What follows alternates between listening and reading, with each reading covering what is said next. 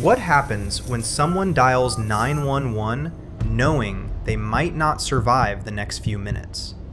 In these moments, there is no script and no filter. There is only fear, panic, and a voice on the other end of the line trying to stay alive long enough for help to arrive. Some calls sound calm at first and then suddenly fall apart. Others start in chaos and end in silence. Each one captures a real moment that changed lives forever.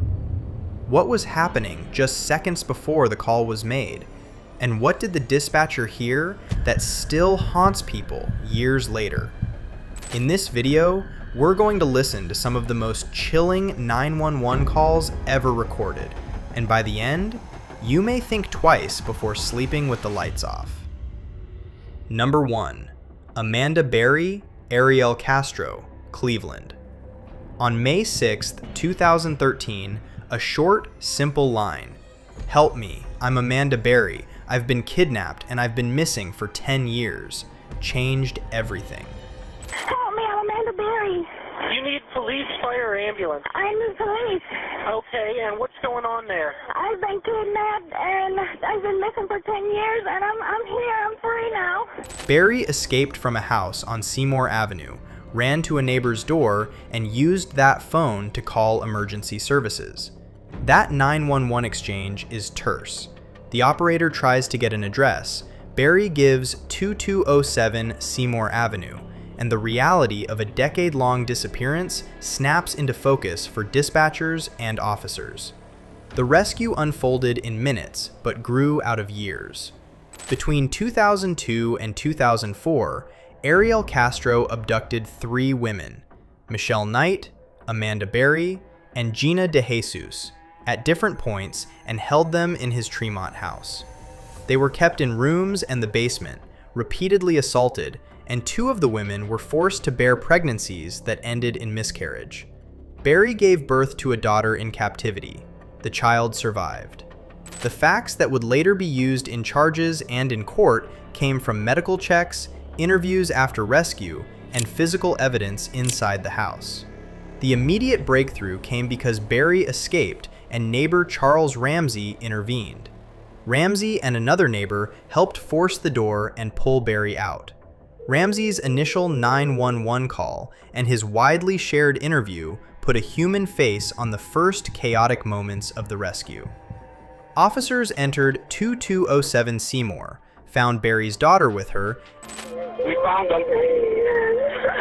them. Here, we got a female conscious breathing. She's got a young child with her. And freed DeJesus and Knight, who were still inside.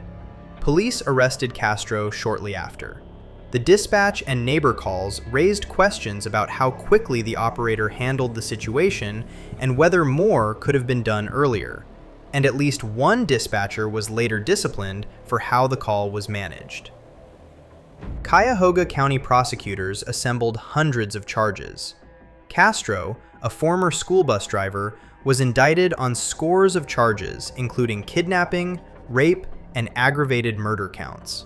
Facing the possibility of the death penalty, he pleaded guilty to 937 criminal counts as part of a deal that avoided trial.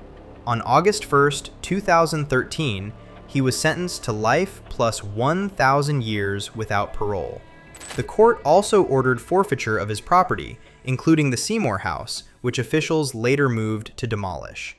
Castro died by suicide in prison months after sentencing, which closed the criminal chapter but left many questions about missed opportunities for intervention.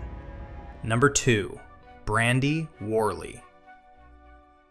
In the pre-dawn hours of November 17, 2016, a calm, measured voice cut through the static of an emergency line. "I just stabbed myself, and I killed my 2 children." I just stabbed myself and I killed my 2 children. You stabbed yourself and killed your 2 children? That voice belonged to the woman later identified as Brandi Worley. She had called 911 from her home in Darlington, Indiana, and confessed to killing her 7-year-old son, Tyler, and her 3-year-old daughter, Charlie. The public record and the released dispatcher audio show the call was a straight admission with little hesitation, an admission that set the criminal response in motion. When officers entered the Worley home, they found both children dead from stab wounds to the neck and a combat-style knife near the bodies. Brandi Worley had also cut her own throat and was transported to a hospital in critical condition. Autopsy reports listed stab wounds to the neck as the cause of death, and investigators treated the scene as an obvious homicide. Sheriff Mark Castile later said Worley told officers she did not want her husband to take my kids after he filed for divorce the previous day, and that she told them she just wanted to die with them. Those elements, weapon location, wound pattern, and the recorded confession, formed the core of the prosecution's case. Local news outlets and police sites published the 911 audio soon after arrest, and listeners noticed a striking mismatch. The caller's voice often sounded composed and matter-of-fact, while the background and content were horrific. In the call, Worley described buying or taking the knife, stabbing the children while they slept, calling her mother, and then placing the 911 call. That sequence, method, immediate admission, and apparent motive tied to a divorce filing gave reporters and investigators a clear timeline to follow, and was why the audio was widely circulated. Law enforcement commentary at the time emphasized how direct confessions on dispatch lines alter investigative priorities and evidence collection. Worley was charged with 2 counts of murder and moved through arraignment and pretrial proceedings. Records show she initially entered pleas that included not guilty responses in early filings, but in January 2018, she pleaded guilty to both murder counts. At a March 2018 sentencing hearing, a judge imposed an aggregate term of 120 years in prison. Prosecutors highlighted premeditation and danger to others. Defense filings referenced mental health issues considered during plea negotiations. Beyond the immediate audio and courtroom outcome, the case followed common investigative steps in filicide: rapid forensic autopsy, securing digital records and telephone logs, and immediate seizure of the weapon and scene evidence. Neighbors described Tyler and Charlie as outgoing children. The community response combined grief, candlelight vigils, and questions about warning signs. Number 3. Josh Powell, Susan Powell, Puyallup.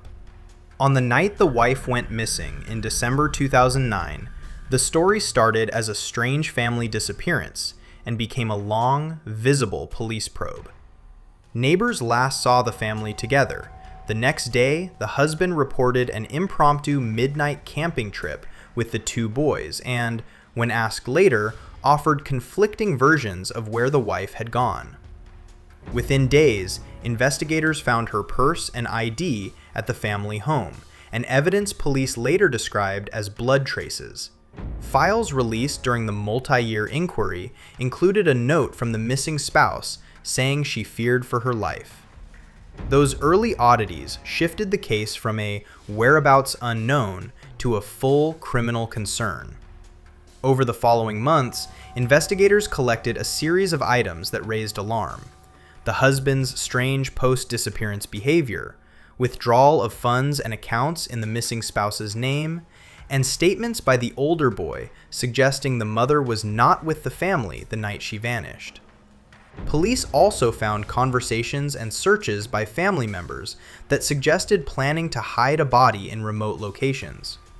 Reporters and court documents painted a picture of escalating suspicion that made the husband the central person of interest in the missing person investigation.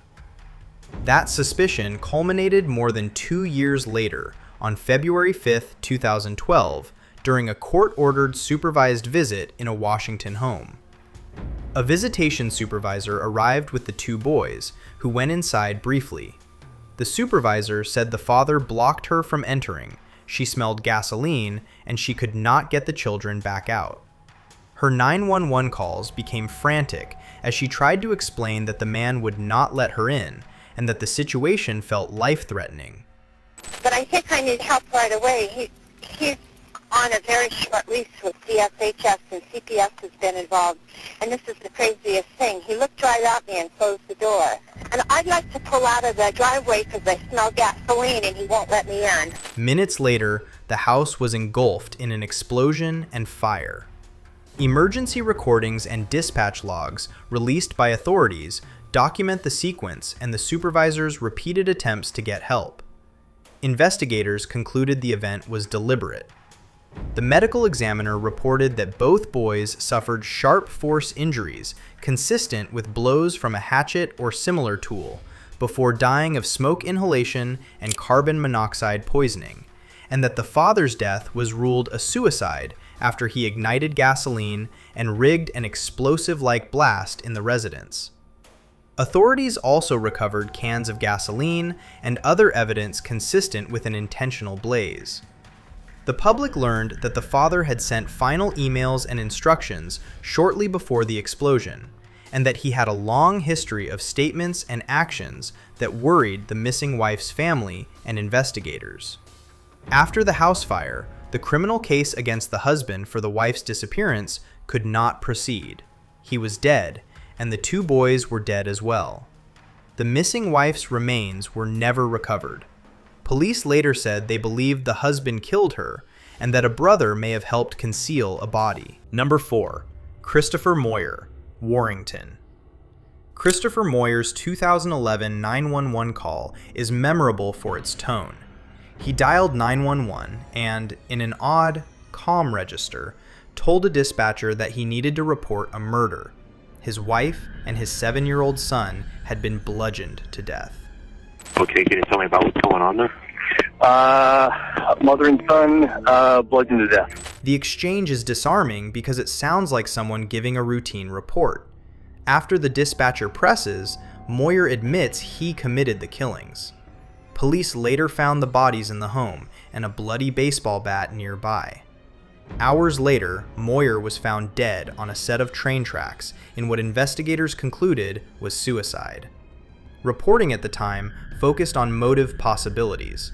Mounting financial pressures were suggested in local coverage, and on neighbors' shock at how quietly the family had appeared to live. The released 911 audio became a short, direct document in the case. A man reporting an act of family annihilation without the anguished cries or frantic bargaining that listeners often expect in such moments. The contrast between Moyer's calm and the brutality of the crime is what makes this call so disturbing to many who listen to it. Follow-up stories covered the coroner's reports, the family's history, and local officials' attempts to make sense of a household that to outsiders looked unremarkable until that night. The bulletin of the 911 recording remains a primary source for anyone researching the case. Number 5. Patti Nielson, Columbine High School. April 20th, 1999 produced dozens of 911 calls that are hard to listen to in full. Among the most harrowing is the library call from a teacher identified publicly as Patti Nielson. Jefferson County 911. Yes, I am a teacher at Columbine High School. There is a student here with a gun. He has shot out a window. Okay, has anybody been injured, ma'am?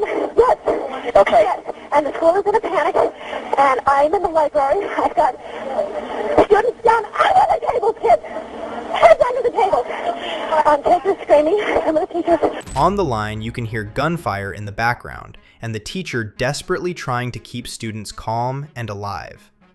Authorities eventually released edited sets of 911 tapes and dispatch audio, 22 tapes made public after legal fights, and those recordings capture the raw timeline. Students trapped in classrooms, witnesses reporting attackers, people calling about the wounded in the library, and dispatchers trying to coordinate scarce resources. One exchange famously involves a dispatcher coaching callers to keep the victim awake while they wait for help, because EMTs were minutes away, but the firefight and confusion delayed rescue. The audio pulls you into the sequence of errors, response delays, and split-second choices that day. And the result was not only national grief, but a long reevaluation of active shooter response protocols. Hit like if you want more videos like this, and subscribe so you don't miss the next one. Thanks for watching, and we'll see you in the next video.